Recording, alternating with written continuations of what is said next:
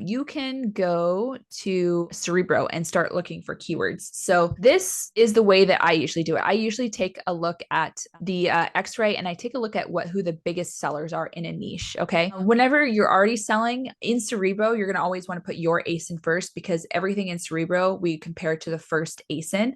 But because we don't have a product, we'll just kind of choose one here. And the first thing I'll do is I'll show you, let's see here. Let's take the one that's selling the most. So I'm going to sort.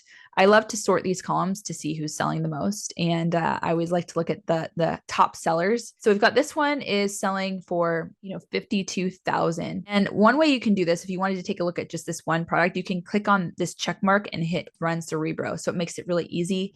Takes you to the Cerebro tool and it's going to automatically fill that ASIN in for you. You don't have to copy and paste it. And it will basically give you the results of the keyword search. Obviously, again, if you want to compare to your own ASIN, you're going to have to copy and paste and make sure that your ASIN is at the beginning. But here we go. So here are the results of this particular product. So we've got all the different keywords. It's going to show you keyword sales. So that's how many sales conversions are on this keyword. It's going to show you search volume.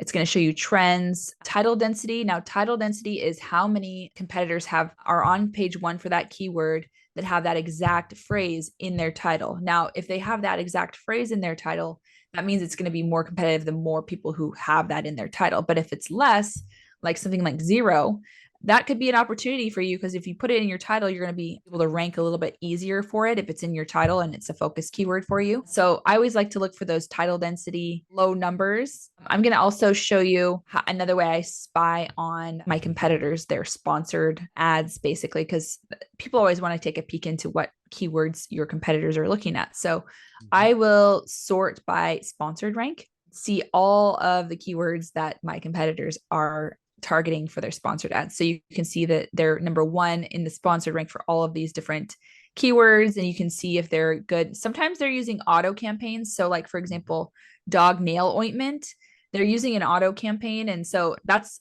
kind of one of the reasons why I always like to do keyword research, because auto campaigns will filter these crazy not related keywords. True. Another one is cat teeth claw cleaning shoes. So if they're advertising on that, that's not a good one for this particular product. Yeah. So, you can see that maybe their strategy isn't too great, but maybe you can find some good ones. I actually had an instance where I found keywords, or basically my competitor was targeting brand name keywords for all of our competitors, but they weren't huge brands like Nike or something like that. It was the small third-party brand names, and they were actually doing really well with that. So I did the same. I created a video ad and was able to, make, I think it was like 15 to 20,000 that first month.